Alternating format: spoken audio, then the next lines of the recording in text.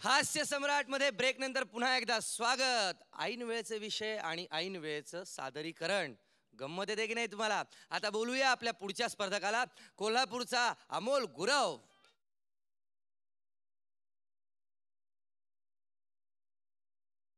अमोल, काल खूप सुंदर परफॉर्मन्स दिला होतास तू. आज पाहूया तुला काय विषय मिळतोय. तू मुंबईत आल्यानंतर तुला खूप असं लोकल, सगळी गर्दी, अमुक तमुक, सगळी माणसं, विविधता, विशेषतः मराठी भाषा क्वचित कोणतरी बोलतंय वगैरे, आपल्याला कोणी हसतंय का असं पण वाटतं ना. असं मराठी माणसाला असं मुंबईत थोडंसं अपराधी वाटतं. आपण मराठीत बोललं तर कुणी हसेल की काय, असं होतं की नाही. तसं हे इथलं सगळं बघून तुला काय, म्हणजे आता तुमच्याकडे एसट्या वगैरे असं, पण इथली बस सेवा, इथली लोकल्स, ते डबल डेकर बस वगैरे बघून गंमत वाटते. मी सुद्धा पहिल्यांदा आलो ना, डबल डेकर बस बघून म्हटलं वरनं आपण पडलो तर काय व्हायचं, असं वळताना असं भीती वाटते की नाही. हो, म्हणजे मुंबईच्या बस सेवेला बेस्ट म्हणतात. पुण्याला कसं PMT असते. तर मी पुण्याच्या एका मुलाला बेस्ट लक दिलं.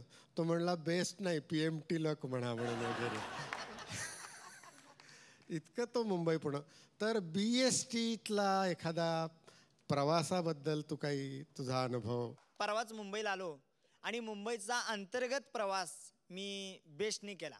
आमच्या तिकडच्या म्हणजे जी काय बस सेवा आहे त्याच्यात असं धावपळत चढायला लागते, जागा धरायला लागते. बेस्टमध्ये तशी काय भानगड नाही. म्हणजे कसं, बेस्टच्या दारात जाऊन असं उभं राहायचं, आपोआप गर्दी आपल्याला अशी वर ढकलत नाही. ते अरे वा, ही चांगली भानगड आहे म्हणलं. पण त्या इथल्या कंडक्टर्सनी कळतं नौका माणूस कोण आहे मुंबईत. तो कंडक्टर माझ्याकडे असं बघायला आला, अलिबाबा 40 चोरमधला एक चोर आपल्या एसटीत घुसला का काय वाटले त्याला.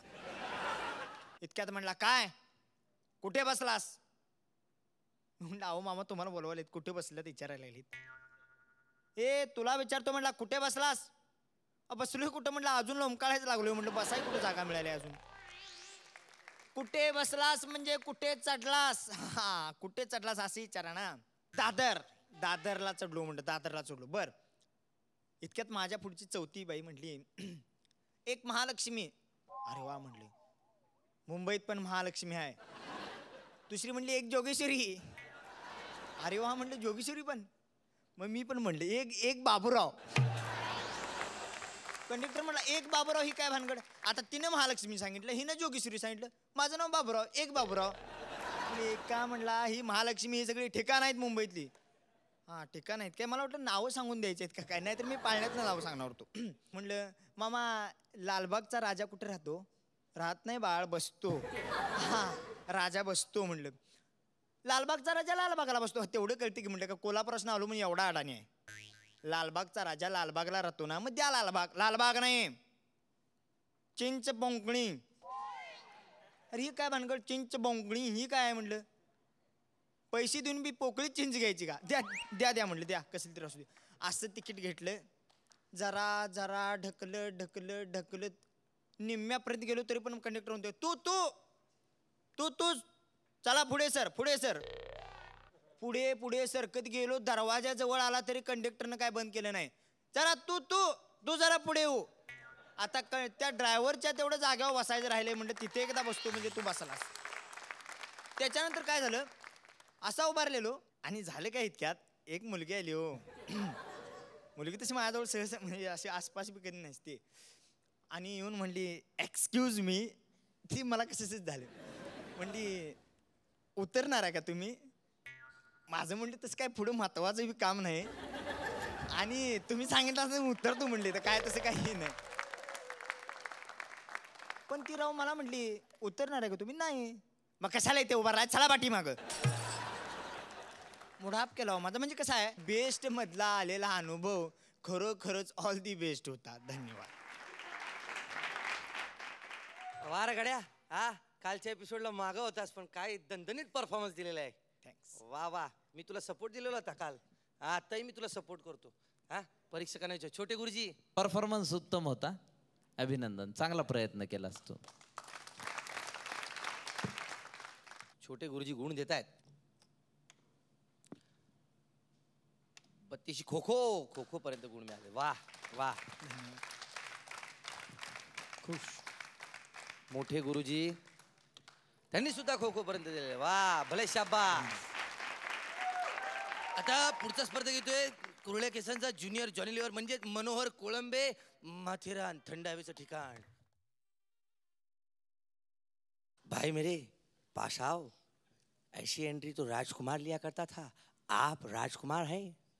बाबा उल्हासनगर का डुप्लिकेट जॉनी लिव्हर. ऐन वेळेचा परफॉर्मन्स बघूया तुला काय विषय मिळतोय. आगरी भाषा चांगली येते ना तुम्हाला? मला सगळ्याच भाषा येतात. तसंच तुम्हाला डिटेल व्यक्तिरेखा माहीत असाव्यात असा एक अंदाज घेऊन तिथल्या काही आगरी कल्चर मधल्या गमती जमती एखादा सब्जेक्ट तुम्हाला आवडेल तो घ्या. भक्त लोकांना लुटायचे. डॉक्टर कमी होते, भक्त जास्त होते. एखादा कावीळ झाली, चल त्या भक्तींकडं, चालले भक्तींकडं. ताप आला, खोकला आला, चालले भक्तीकडं. आणि त्यावेळीचे लोक भक्तीने असे लोकांना लुटायचे म्हणजे असे की हिरवी साडी, असे लांबडे केस, असा भंडारा वाजवणारा तिकडं आहे. आणि खेळ जे शहरातल्या बाया सगळ्या गाराणं घेऊन आलेल्या असतात आणि बाई आपली घुमते आणि सगळे गाराणं इकडे घेऊन येतात. बाई आपली भक्तीन घुमते आणि त्या बाईचा धंदा होता दारूचा. दारूचा तिचा धंदा होता भक्तींचा आणि भक्तीन घुमत राहते.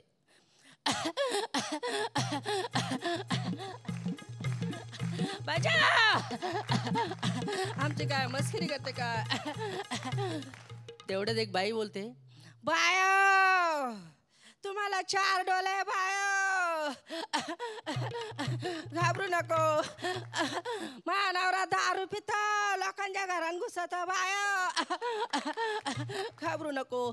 दुसरी बाई, बायो माझा पोऱ्या आमदारकीला उभा राहतोय, चांगला इरा पिरा दे, निवडून आला पाहिजे, घाबरू नको. बाई घुमता घुमता तिचा बटवा पडला खाली. ती करते, राजा बटवा उचल.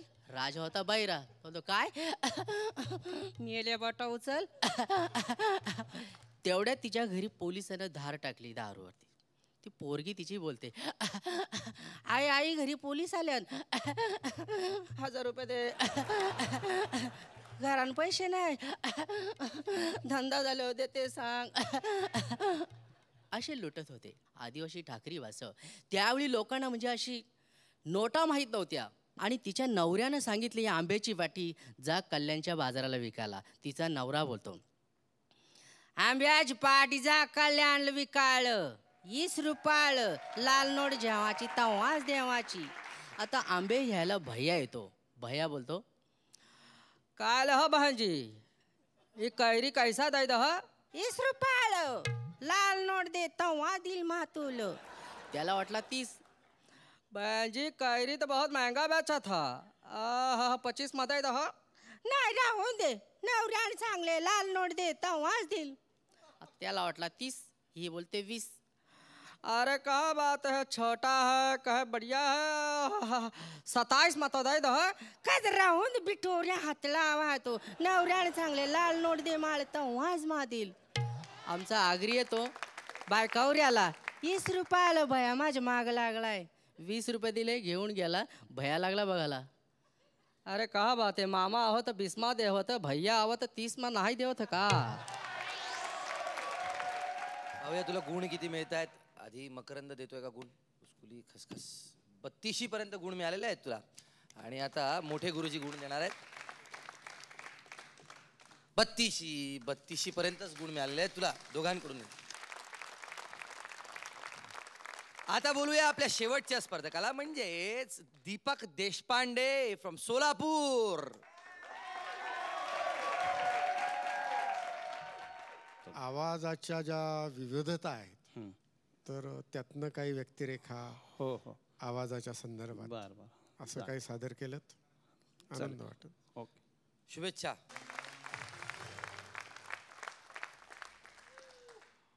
प्रत्येक माणसाचं व्यक्तिमत्व जे असतं ते त्याच्या आवाजावर अवलंबून असतं असं माझं लहानपणापासूनचं निरीक्षण आहे. रस्त्यावरनं एखादा माणूस चालला असेल आणि त्याचं नाव हनुमंतराव असेल, आपण त्याला हाक मारली, का हनुमंतराव कुणीकडं, आणि त्याने असं जर उत्तर दिलं, काय नाही जरा दळायला चाललो. आता हनुमंतरावाने आवाज बारीक हे आपल्याला पटतच नाही हो. किंवा एखादा माणूस इन्स्पेक्टर असेल, त्याचा आवाज बारीक असेल तर ते आपल्याला सहनच होत नाही. रस्त्यावरनं इन्स्पेक्टर चाललेले आहेत, समोर चोर किंवा आरोपी दिसला आणि इन्स्पेक्टर बारीक आवाजामध्ये बोलायला लागले, का रे, शानपण करतो काय? चोरी करून पळून जातो. त्या दिवशी निघून येणार ठीक आता पट्टावर घातला पोलीस गती म्हणे कळ तुला डोळे ठरून काय बघतो माझ्याकडे? 355. तुम्ही त्याला जीप मध्ये घालून पुढे घेऊन जा. मी येतो मग बुलेटवरनं थर थर थर थर करत. अशा आवाजाच्या माणसाला कोणी इन्स्पेक्टर म्हणून सिलेक्टच करणार नाही. इन्स्पेक्टर साहेबांचा आवाज ठरलेला असतो.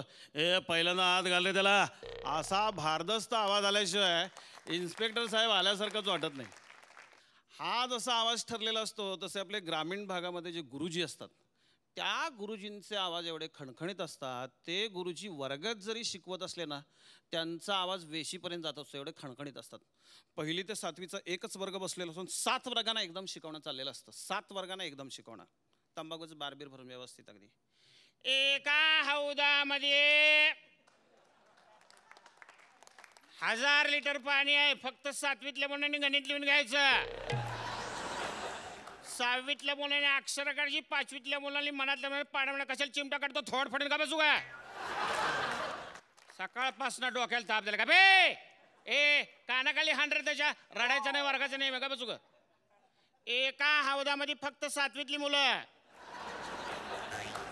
एका हौदामध्ये 1000 लिटर पाणी आहे. ते पाणी काढण्यासाठी 5 लिटरची बादली. बंड्या माझ जेवणाचा डबा घेऊन ये घरनं. अरे माझी बायको बोंबलत बसल्याचं जा लवकर. 5 लिटरची बादली आहे तर सगळं पाणी काढण्यासाठी बादली किती वेळा बुचकळावी लागेल. जेवणाच्या सुट्टीनंतर उत्तर द्या. असं म्हणलं की सगळी मुलं जेवणाच्या सुट्टीनंतर येऊन उत्तर लिहितात. मी एकदा एका शाळेमध्ये गेलो होतो. जाता जाता तुम्हाला गंमत सांगतो. शाळेमध्ये गेलो होतो. शाळेतल्या एका शिक्षकाचा आवाज ऐकला. शिक्षक हे कसे पाहिजेत? स्पष्ट आवाज पाहिजे. मुलांना काय सांगतात ते कळलं पाहिजे. पण ते शिक्षक वर्गामध्ये गेले, त्यांना भरभर बोलायची सवय होती. पासून पाणी कुणकार करून प्या. मी म्हणलं त्यांना काय सांगायचं मला कळेच ना. त्यांना असं सांगत होतं साचलेल्या पाण्यात बॅक्टेरिया असतात, पावसाळ्यामध्ये पाणी उकळून गार करून प्या. मला कळतच नव्हते. साचलेला बॅक्टेरिया पासून पाणी कुणकार करून प्या असं भरकन बोलून जायचे. धन्यवाद. काय मकरन? हो दीपकराव दिसता तसे नाही आहात तुम्ही. गंभीर वाटतं ना बघितलं. एक गृहस्थ मागे महाराष्ट्रात मंत्रिपद मिळालं त्याला, तर ते पत्रकार त्यांना म्हणाले, अहो तुमच्याकडे बघून तुम्ही मंत्री व्हाल असं वाटत नाही हो. जगात पहिल्यांदा असं घडणार आहे. प्राध्यापकांना मार्क मिळणार आहेत बरं का? हा? पाहूया किती. 32 खो खो खो खो खळखळाट. वा. आणि मोठे गुरुजी खळखळाट. आता हसा मराठीत. थोड्याच वेळानंतर भेटूया. घेऊया एक छोटीशी हास्य विश्रांती.